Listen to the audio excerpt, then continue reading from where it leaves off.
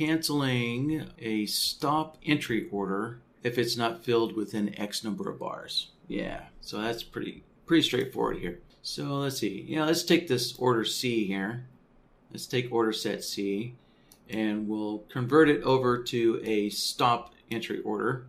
Yeah, so if you want to cancel, a stop entry or a limit entry, either way, or a stop limit entry, right? Obviously, a stop entry or a stop limit of any type here, obviously those can be canceled if they're not filled. And so that's what the cancel after is for.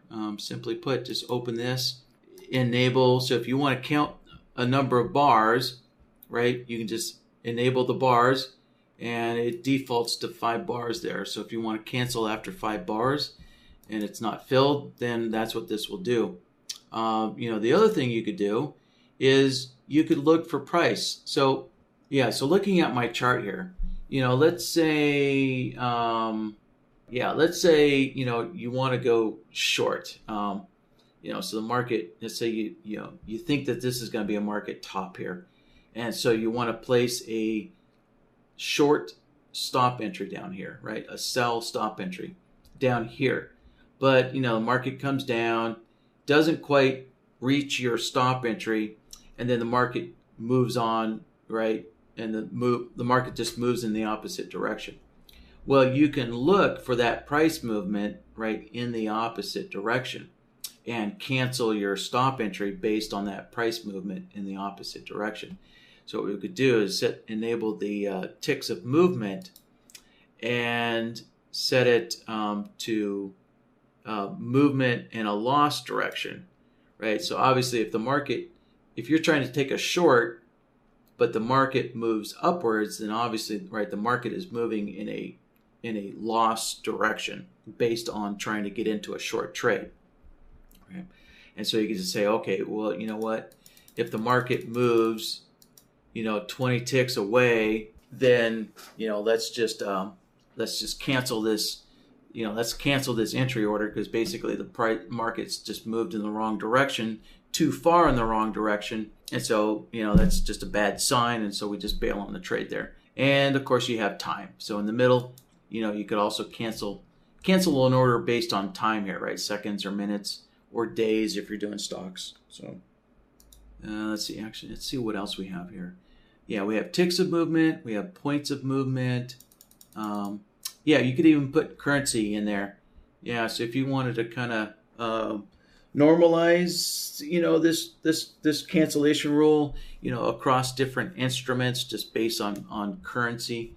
Yeah, you could put currency in there, so you could just, say if the market moves $100 away from me, then cancel this entry order if it moves $20 away. So yeah, so there we go. So there's the various ways that you could cancel an order there.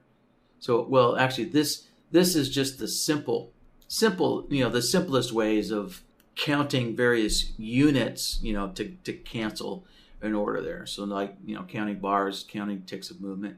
But if you wanted to, you could get into more complex ways of decision making for canceling an order. If we wanted to, we could go into the Advanced tab over here.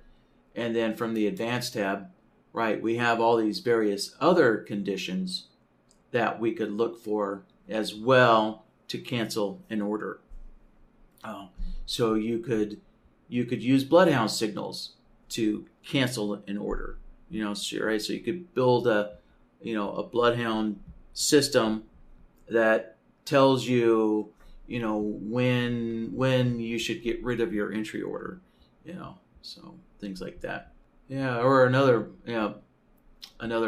more complex way is, let's say, order C. If order C is a stop entry, and you can say, well, if my first profit target gets hit, without my stop getting filled, I guess what would be more practical is if you have a limit order, resting, but your profit target gets filled, then that's probably a sign the market's not going to come back and pick you up. So maybe if you're waiting for a limit order to get filled, but the market takes off, the market takes off without filling that limit order and hits your profit target, then we can go in here to the cancel, and we could use the order status changed, right? And so under the order status changed here, we could say, all right, if my first profit target gets filled, then cancel this,